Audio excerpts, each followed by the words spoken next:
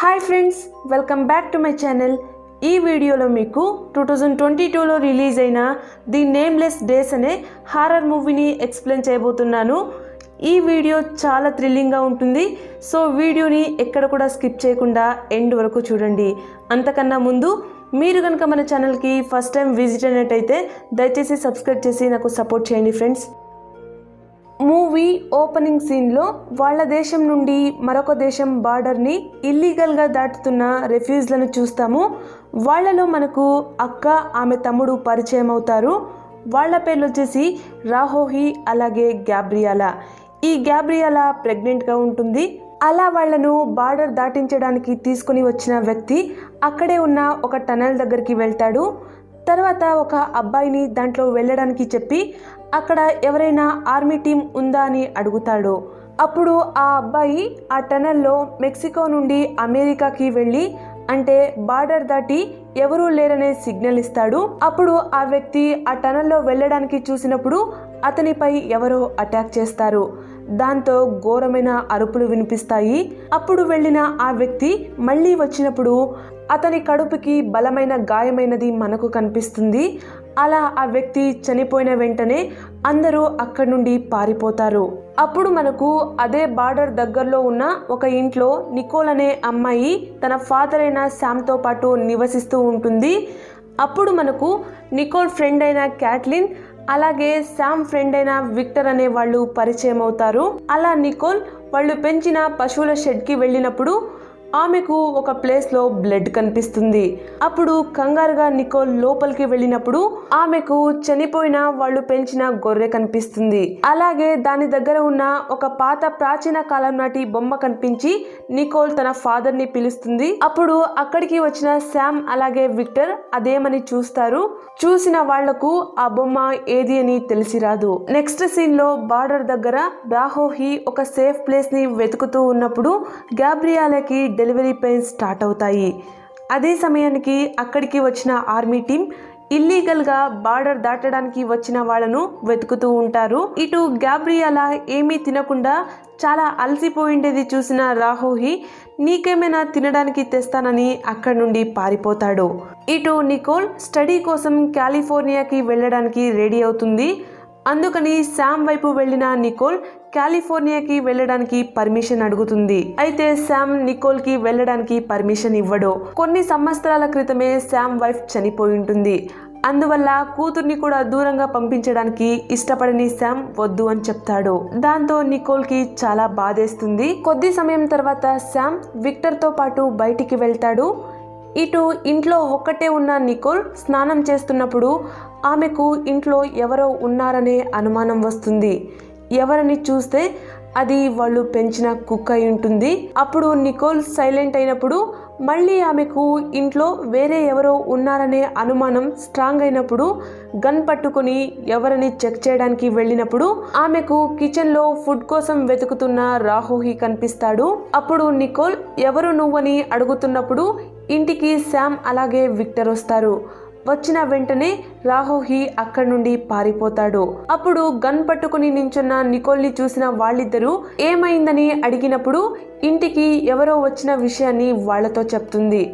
అప్పుడు వాళ్ళిద్దరూ వచ్చినది ఎవరుండొచ్చని వెతుకుతారు. అప్పుడు వాళ్లకు ఇంటి బౌండరీ గ్రిల్ ని ఎవరో బ్రేక్ చేసి లోపలికి వచ్చిన క్లూ దొరుకుతుంది. అప్పుడు వాళ్ళు అతన్ని వెతుక్కుంటూ ముందుకు వెళ్ళినప్పుడు వాళ్లకు దూరంలో ఒక ఆర్మీ వ్యక్తి యొక్క శవం కనిపిస్తుంది. అతన్ని కూడా మూవీ ఓపెనింగ్ సీన్ లో చూసిన వ్యక్తి లాగానే అతని కడుపుకి గాయపరిచి చంపేసి ఉంటారు. అప్పుడు వీళ్ళు ఏమనుకుంటారంటే ఇంటికి వచ్చిన వ్యక్తినే ఈ హత్య చేసుంటాడని. అప్పుడు వాళ్ళు ఈ విషయాన్ని పోలీసులకు ఇన్ఫార్మ్ చేస్తారు. అప్పుడు వాళ్ళ ఇంటి దగ్గరకేనే వచ్చిన పోలీసులు ఏమైందని అడిగినప్పుడు వాళ్ళందరూ జరిగిన విషయాన్ని పోలీసులకు వివరంగా చెప్తారు. అప్పుడు పోలీసులు డోర్ విండోలను భద్రంగా వేసుకుని సేఫ్గా ఉండమని సజెషన్ చేస్తారు. అప్పుడు వెంటనే సిటీ వైపు వెళ్ళిన శామ్ సీసీ కెమెరాలను తీసుకుని రావడానికి వెళ్తాడు.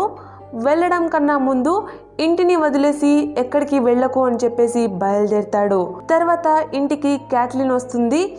ఆమెతో పాటు మాట్లాడుతూ నికోల్ నిన్న జరిగిన ఇన్సిడెంట్ గురించి క్యాట్లిన్తో చెప్తుంది. అలా వాళ్ళు మాట్లాడుకుంటున్నప్పుడు వాళ్ళు పెంచిన కుక్క బయటికి వెళ్ళడానికి చాలా ప్రయత్నిస్తున్నది గమనించిన నికోల్ ఆ కుక్కను బయటికి వదిలి తర్వాత దాన్నే ఫాలో చేస్తారు. అప్పుడు వాళ్లకు కుక్క సహాయంతో ఒకవైపు భయపడి హైడ్ అయి ఉన్న రాహోహి కనిపిస్తాడు. అతని స్టమక్ కి గాయమయ్యి బ్లడ్ వస్తుంటుంది. అతన్ని చూసిన క్యాట్లిన్ భయపడి అక్కడి నుండి వెళ్ళడానికి చూసినప్పుడు ఈ విషయాన్ని ఎవరితో కూడా చెప్పకు అని నికోల్ చెప్పి పంపిస్తుంది. తర్వాత అతన్ని ఇంటికి తీసుకుని వచ్చిన నికోల్ రక్తం వస్తున్న ప్లేస్ కి బ్యాండేజ్ వేసినప్పుడు రాహోహి ఆమెతో మాట్లాడుతాడు. ప్రెగ్నెంట్ గా ఉన్న తన అక్క ఒక ప్లేస్ లో ఉంది, నేను తనని చూడటానికి వెళ్ళాలి అని చెప్పినప్పుడు అందుకు సరే అన్న నికోల్ నీకు గాయం అవ్వడానికి ఎవరు కారణమని అడుగుతుంది. అప్పుడు రాహోహి నేను చెప్పినా కూడా మీరు నమ్మరు, అందుకని నేను చెప్పను అని చెప్తాడు. అప్పుడు నికోల్ నమ్ముతాను చెప్పు అని ప్రెజర్ చేసినప్పుడు రాహోహి చెప్తాడు నాకు ఈ విధంగా చేసింది ఒక ప్రేతాత్మ రూపంలో ఉన్న విట్చ్. మా మెక్సికోలో ఒక ప్రాచీన కాలం నాటి కథ ఉంది. ఆ కథలో ఈ విట్చ్ ని మెన్షన్ చేశారు. అదేంటంటే కొన్ని వందల సంవత్సరాల క్రితం ఉన్న విట్చ్ తన బిడ్డకు జన్మనిచ్చేటప్పుడు చనిపోయింది. అప్పటి నుండి ఆ విట్చ్ భయంకరమైన ప్రేతాత్మ రూపంలో ఎన్నో సంవత్సరాలకు ఒకసారి 5 రోజుల పాటు భూమికి వస్తుంది. వచ్చిన ఆ 5 రోజుల్లో కనిపించిన ఆ బిడ్డల్ని తన బిడ్డలే అని భావించి వాళ్ళను తీసుకుని వెళ్ళడానికి చూస్తుంది. ఆ బిడ్డను ప్రొటెక్ట్ చేయడానికి వచ్చిన వాళ్ళను చంపేసి బిడ్డ కోసం ఎలాంటి పని అయినా చేస్తుంది అన్నప్పుడు నికోల్ తనకు దొరికిన ఆ బొమ్మను చూపిస్తుంది. అప్పుడు రాహోహి ఈ ప్రాచీన కాలం నాటి బొమ్మ ఆ విట్చ్ కి చెందింది, ఇది ఇక్కడ దొరికింది అంటే ఈ ఊరి చుట్టుపక్కలే అది జనాలను చంపుతూ తన బిడ్డను వెతికే పనిలో ఉంటుంది. అయినంత త్వరగా నేను నా అక్క దగ్గరికి వెళ్ళాలి, అందరికన్నా డేంజర్లో ఉండేది ఆమెనే, ఎందుకంటే ఆమె ప్రెగ్నెంట్. ఇప్పుడు ఆ విట్చ్ టార్గెట్ వచ్చేసి మా అక్కనే అని చెప్తాడు. అలా చెప్తున్నట్లుగానే అక్కడికి శామ్ వస్తాడు. అప్పుడు నికోల్ అతన్ని అక్కడే హైడ్ చేసి తన ఫాదర్ వైపు వెళ్ళినప్పుడు వాళ్ళు పెంచిన కుక్క రాహోహి ఉన్న రూమ్ వైపు మొరుగుతూ ఉంటుంది. అప్పుడు శామ్కి ఆ రూమ్లో ఎవరో ఉన్నారనే అనుమానం వచ్చి వెళ్ళి చూస్తాడు.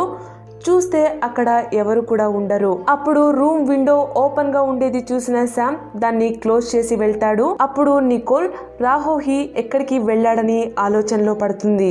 మరోవైపు గ్యాబ్రియాలాకి ప్రసవ నొప్పులు చాలా ఎక్కువ అవుతాయి. ఇటు శామ్ డ్రింక్ చేసి పడుకుంటాడు. అప్పుడు ఇంటి నుండి బయటికి వచ్చిన నికోల్ రాహోహిని వెతుకుతూ ఉన్నప్పుడు ఒక ప్లేస్లో అతను కనిపిస్తాడు. గాయమైన ప్లేస్లో రక్తం వస్తుండటం వల్ల అతనికి నడవటానికి అవ్వక చాలా కష్టాన్ని అనుభవిస్తూ ఉంటాడు. అప్పుడు నికోల్ అతన్ని విక్టర్ ఇంటికి తీసుకుని వెళ్తుంది. అప్పుడు విక్టర్ అతనికి గాయమైన ప్లేస్లో బ్యాండేజ్ కట్టినప్పుడు రాహోహి అలాగే నికోల్ జరిగిన ఇన్సిడెంట్ ని వివరంగా చెప్తారు. ఈ విట్చ్ స్టోరీని విన్న విక్టర్ గన్ పట్టుకుని దాన్ని వేటాడటానికి సిద్ధమైనప్పుడు రాహోహి చెప్తాడు గన్ నుండి ఆ విట్చ్ ఈవిల్ ఎంటిటీని చంపడానికి అవ్వదు అని. అప్పుడు విక్టర్ పురాణాలను ఎక్కువగా తెలుసుకున్న తన ఫ్రెండ్ అయిన కార్లెస్ అనే వ్యక్తిని మీట్ అవ్వడానికి వెళ్తాడు. నెక్స్ట్ సీన్లో ఎక్కడికి వెళ్దామని బార్డర్ దగ్గర ఆలోచిస్తూ కూర్చున్న కొంతమంది రెఫ్యూజ్లను చూస్తాము. అలా వాళ్ళు అక్కడ కూర్చున్నప్పుడు వాళ్ళ వైపు ఒక ఆకారం వస్తుంది. అప్పుడు వాళ్ళు ఎవరు నువ్వు అని దాన్ని అడిగినప్పుడు వాళ్లకు అలాగే మనకు వికార రూపంలో ఉన్న అలాగే పొడవైన గోళ్ళున్న విట్చ్ కనిపిస్తుంది. అలా ఆ విట్చ్ తన గోళ్ల నుండినే వాళ్ళందరినీ చంపేసి రక్తం వచ్చేటట్లు చేస్తుంది. ఇటు విక్టర్ కార్లెస్ ఇంటికి వెళ్తాడు. అప్పుడు కార్లెస్తో ఆ విట్చ్ గురించి అడిగినప్పుడు అతను చెప్తాడు ఈ విట్చ్ చాలా సంవత్సరాలకి ఒకసారి మన భూమికి వస్తుంది. వచ్చిన ఆ విట్చ్ ఎంటిటీ 5 రోజుల పాటు ఎదురుగా దొరికిన జనాలందరినీ చంపుతూ తన బిడ్డ కోసం అన్ని వైపులా వెతుకుతుంది. ఆ 5 రోజులనే మనం నేమ్లెస్ డేస్ అని పిలుస్తాము అని చెప్తాడు. అప్పుడు విక్టర్ ఆ విట్చ్ ని ఎలా చంపేది అని అడిగినప్పుడు చనిపోయిన ఆమెను ఎలా చంపుతావు, దాని బదులుగా మీకున్నది ఒక్కటే మార్గం, అదే ఈ 5 రోజులు దాని కళ్ళకు కనిపించుకోకున్నట్లుగా ప్రాణాలను కాపాడుకునేది అని చెప్తాడు. ఇటువైపు నికోల్ అలాగే రాహోహి గ్యాబ్రియాలని వెతుక్కుంటూ వెళ్తారు. అయితే రాహోహి నడవలేని పరిస్థితిలో ఉండటం వల్ల అక్కడే కూర్చుంటాడు. అప్పుడు నికోల్ ఒక్కటే గ్యాబ్రియాలని వెతకడానికి వెళ్ళినప్పుడు తనకు ఒక మహిళ కనిపిస్తుంది.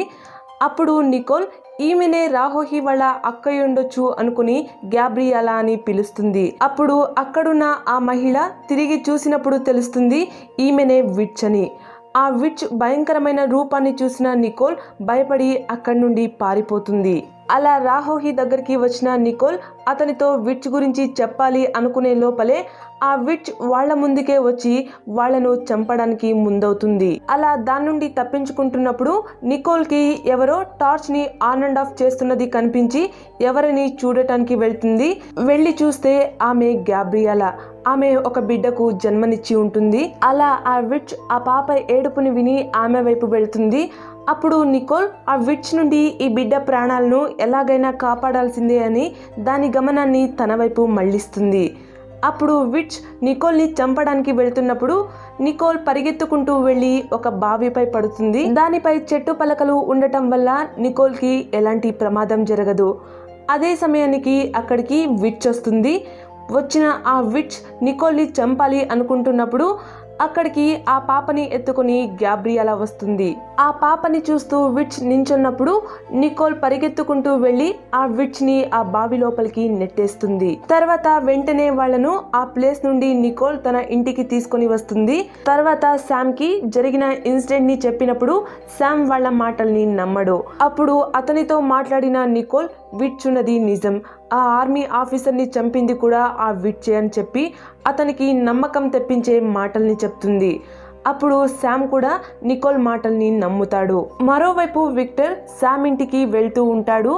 నా నుండి వాళ్లకు ఏదైనా హెల్ప్ చేయాల్సిందే అని వెళ్తున్నప్పుడు అతని కార్ ఎదురుగా ఎవరో వస్తారు. అప్పుడు కార్ని స్టాప్ చేసిన విక్టర్ ఎవరిని చూసినప్పుడు అది విచ్ అయి ఉంటుంది. అప్పుడు ఆ విచ్ విక్టర్ని కూడా చంపేస్తుంది. ఇటు శామ్ నికోల్కి చెప్తాడు, నికోల్ నువ్వు ఇక్కడే ఉండేది సేఫ్ కాదు, నీ ఇష్ట ప్రకారమే యూనివర్సిటీకి జాయిన్ అవ్వడానికి కాలిఫోర్నియాకి వెళ్ళు అని చెప్తాడు. ఆ మాటల్ని విన్న నికోల్కి చాలా సంతోషంగా అనిపిస్తుంది. కొద్ది సమయం తర్వాత అక్కడికి క్యాట్లిన్ వస్తుంది. వచ్చిన క్యాట్లిన్ నీతో పాటు నేను కూడా స్టడీస్ కోసం కాలిఫోర్నియాకి రావచ్చా అన్నప్పుడు నికోల్ సరే అని చెప్తుంది. దాంతో క్యాట్లిన్కి కూడా చాలా సంతోషంగా అనిపించి అక్కడి నుండి బయలుదేరుతుంది. అలా వెళ్ళిన కొంచెం సమయంలోనే సీసీటీవీలో క్యాట్లిన్ శవం కనిపిస్తుంది. అది చూసిన నికోల్ ఎక్కువగా ఏడుస్తుంది.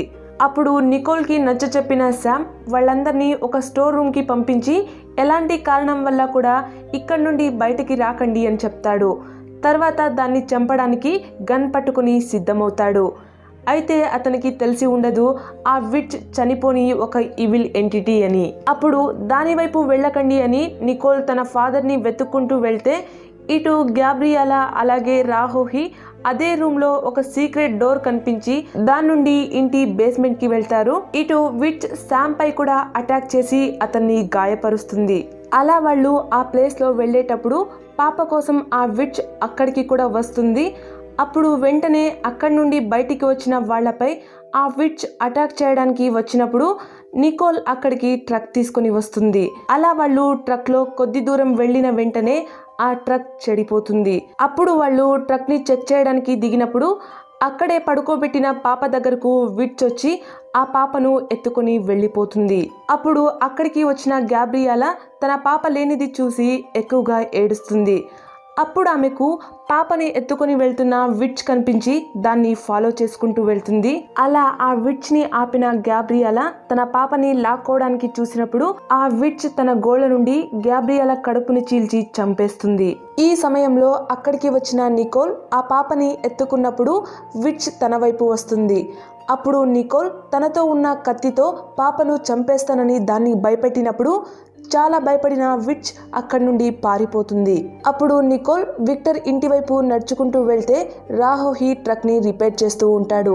ఇటు ఇంటికి వచ్చిన నికోల్ కి విక్టర్ కనిపించడు. విక్టర్ విచ్ నుండి చనిపోయాడని కూడా నికోల్ కి తెలిసి ఉండదు. అలా నికోల్ అక్కడి నుండి బయటికి వచ్చినప్పుడు ఆమెకు తన వైపు వస్తున్న విచ్ కనిపిస్తుంది. అప్పుడు నికోల్ ఇంకో వైపు పారిపోతున్నప్పుడు ఆమెను వేటాడి పట్టుకున్న విచ్ ఆ పాపని లాక్కొనేస్తుంది. అప్పుడు చాలా సంతోషంగా విచ్ ఆ పాపని చూసినప్పుడు తెలుస్తుంది అది పాప కాదు, ఒక మేకపిల్ల అని. ఫ్రెండ్స్, విక్టర్ ఇంటికి వెళ్ళిన నికోల్ తన తెలివిని ఉపయోగించి అక్కడే పాపను వదిలేసి ఉంటుంది.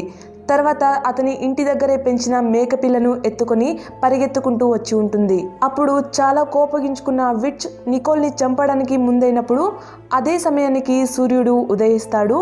దాని కిరణాలు విచ్ పై పడిన వెంటనే విచ్ చూస్తున్నట్లుగానే నాశనం అయిపోతుంది. అంటే విచ్కున్న ఆ నేమ్లెస్ డేస్ అయిన 5 రోజులు కంప్లీట్ అయ్యిందని మనం తెలుసుకుంటాం. అప్పుడు అక్కడికి రాహోహి వస్తాడు. బతికే ఉన్న తన అక్క పాపను అలాగే నికోల్ని చూసి అతనికి చాలా సంతోషంగా అనిపిస్తుంది. అలా నికోల్ తన ప్రాణాలను పణంగా పెట్టి ఆ పాపను కాపాడుకుంటుంది. ఇక్కడితో ద నేమ్లెస్ డేస్ అనే మూవీ ఎండ్ అవుతుంది. ఓకే ఫ్రెండ్స్, మీకు కనుక ఈ స్టోరీ నచ్చినట్టయితే లైక్ చేయండి, షేర్ చేయండి, కమెంట్ చేయండి. అలాగే ఇలాంటి స్టోరీస్ వినాలనుకుంటే మన ఛానల్ని తప్పకుండా సబ్స్క్రైబ్ చేసుకోండి. Thank you.